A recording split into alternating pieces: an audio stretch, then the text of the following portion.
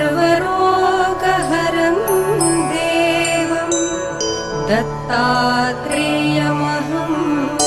भजे.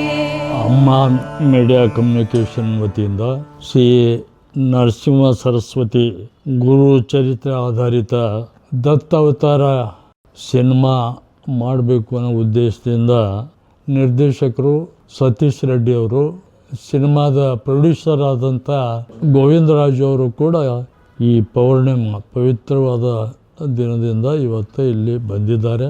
ನರಸಿಂಹ ಸರಸ್ವತಿ ಈ ಭಾಗದ ಆರಾಧ್ಯ ದೈವ.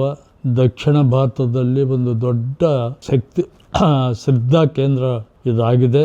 ಈ ಬಗ್ಗೆ ಇಡೀ ವಿಶ್ವದಾದ್ಯಂತ ಈ ಚರಿತ್ರೆ ಗುರ್ತಾಗಬೇಕು ಮತ್ತು ನರಸಿಂಹ ಸರಸ್ವತಿಯವರ ಪವಿತ್ರವಾದಂಥ ಏನು ಕಾರ್ಯ ಇವತ್ತು ಜನಮನಕ್ಕೆ ಮುಟ್ಟಬೇಕು ಅನ್ನೋ ದೃಷ್ಟಿಯಿಂದ ಇವತ್ತು ಸಿನಿಮಾ ಹೊರಬರ್ತಾ ಇದೆ. ಈ ಕಾರ್ಯಕ್ರಮಕ್ಕೆ ನಾವೆಲ್ಲ ಶುಭ ಕೋರಲು ಬಂದಿದ್ದೇವೆ. ಅವರಿಗೆ ಶುಭವಾಗಲಿ ಅಂತ ನಾನು ಹರಿಸ್ತಾ ಇದ್ದೆ.